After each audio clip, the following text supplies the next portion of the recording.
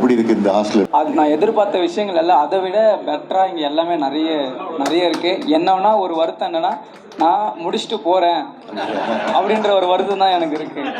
ஆனா என் பின்னாடி வர என் தம்பிகள் எல்லாரும் இதை அனுபவிப்பாங்கன்னு நான். இவரும் இங்க 5 வருஷம் படிச்சவர் தான்.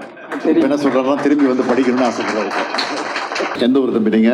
வணக்கம் ஐயா, நான் வந்து திருத்தணி ஐயா. இங்கே நந்தனா ஆர்ட்ஸ் காலேஜில் வந்து ஃபைனல் இயர் பிஏ தமிழ் படிக்கிறேன் ஐயா.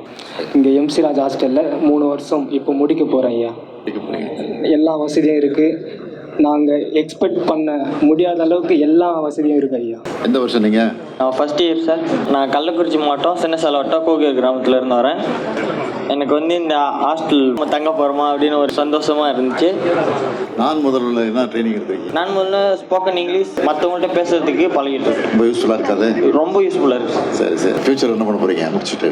ஸ்போர்ட்ஸ் கோட்டாவில் ஒரு கவர்மெண்ட் ஜாப். சார் ஐயா, என் பேர் ஆதித்யா. நான் தருமபுரி மாவட்டத்திலிருந்து பயனந்தம் என்ற கிராமத்திலேருந்து வரேங்க. ஹாஸ்டல் வந்து மிக சிறப்பாக இருக்குது. யார் உள்ளே வந்தது ஃபஸ்ட்டு நம்ம கவர்மெண்ட் அரசு ஹாஸ்டல் அப்படின்றது பார்க்க மாட்டாங்க. மிகச்சிறந்த ஒரு ஹாஸ்டல். சிறப்பாக உங்களை அன்போடு கேட்டுக்கிறேன்.